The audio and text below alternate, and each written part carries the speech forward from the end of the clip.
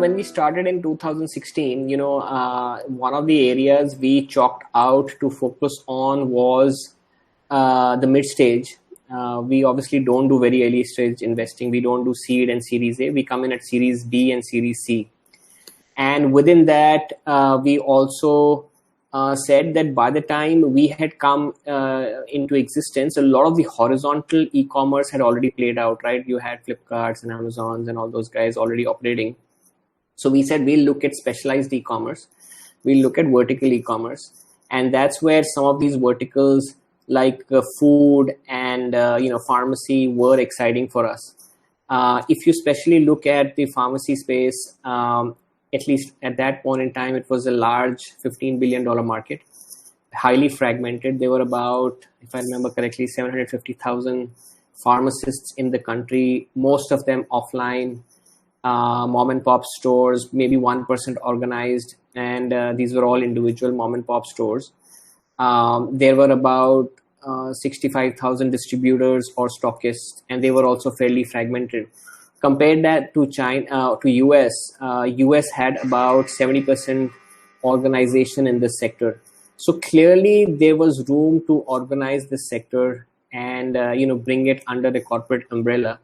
So that was really our thesis that if we can back a player that is organized, this unorganized pharmacy chain, and bringing a layer of professionalism into the sector, then there is value to be created, and over the next 5-7 years we could see companies creating value.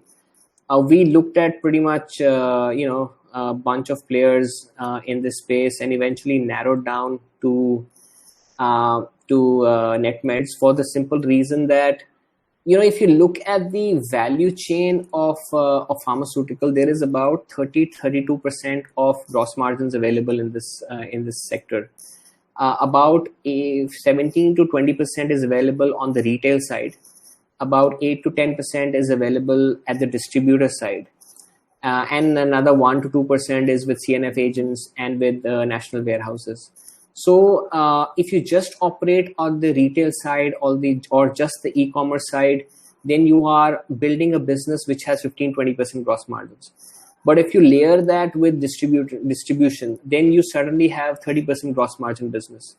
And that makes the unit economics a lot more healthy because there is logistics involved, there is discounting, there is marketing to build a brand, etc. So from a unit model economics, it made a lot of sense for us to back a horse that is both distribution and retail focused. And that is where sort of Netmeds fit into that scheme of things, because they were a 100-year-old family business in the distribution side, and the founders were savvy enough to build an internet stack on top of that. So that was really our thesis of why we looked at the space and why we looked at this company in 2017.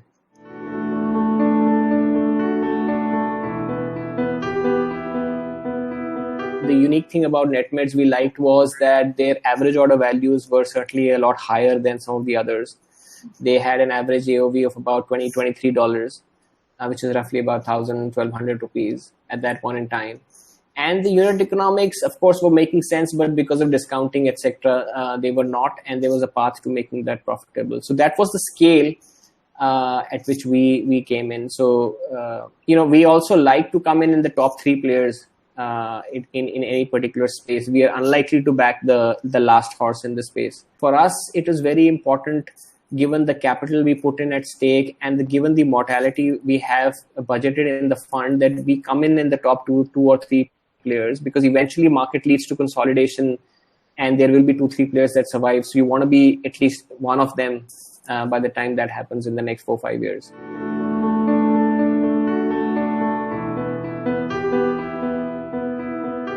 We are a early to mid-stage investor, and I think the space at which e-pharmacy is now is that it has become a big boys game.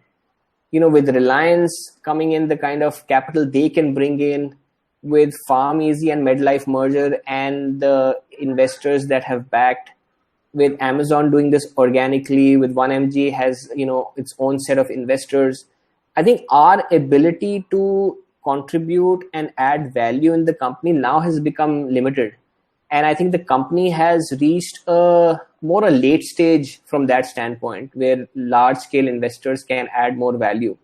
So from that perspective, I think it made a lot of sense to find a nice home for this company, and Reliance is the best home that Netmeds could find.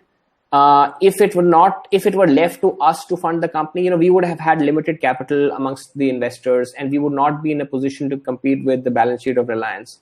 So I think from a stage perspective, we took the company from 2017 to 2020 mid, and we saw a lot of value creation because of what we could bring in. But now I think it's for someone else to take this company to the next milestone. So I think from a exit standpoint, it's the best thing that could happen, because from a timing perspective, I think the right thing happened for the right company. PharmEasy and MedLife merger is happening, right? So Goliath is getting created there, and they are backed by the right set of investors who can put in a lot of dollars.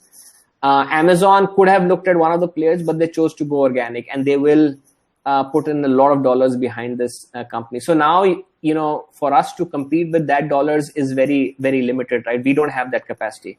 Even TanCam potentially does not have that capacity.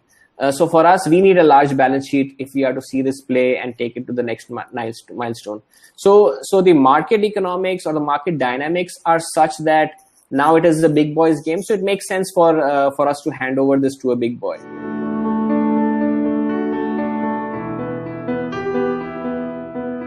Two, three areas where I think we would have added value is, one is the entire marketing campaign that they ran with Dhoni, etc.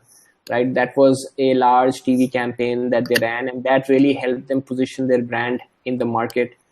So we were part of that, not just in recommending that, but also in analyzing the ROI of that marketing campaign, etc. So that was one broad area. Second was, I would say, in helping them with the right set of management team. So we did help and refer to them people in finance and some other key functions that you just naturally need as you scale the company. And third, I would say, is at the right time we were able to help the company with capital as and when they needed it, to achieve the next milestone, etc. Because if that capital didn't come at the right time, they would not be in a position to be acquired by a big company. So those three would be the areas of intervention where we would have, and not just us, but other investors as well, would have contributed.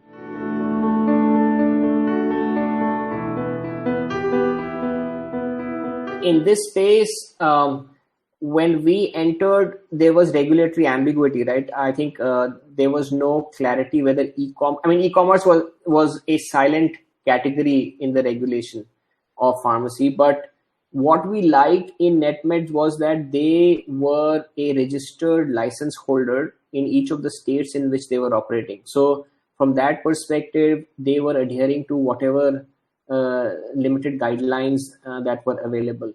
Now, like in every sector that is getting disrupted, there is some challenge from incumbents, etc. And we've seen that eventually, if there is enough value creation happening for all stakeholders, then regulations tend to find a equal playing field for every participant in the ecosystem. So I think it helps if you have a large player on the cap table who can negotiate on behalf of this player and provide a level playing field for the industry. So yes, absolutely.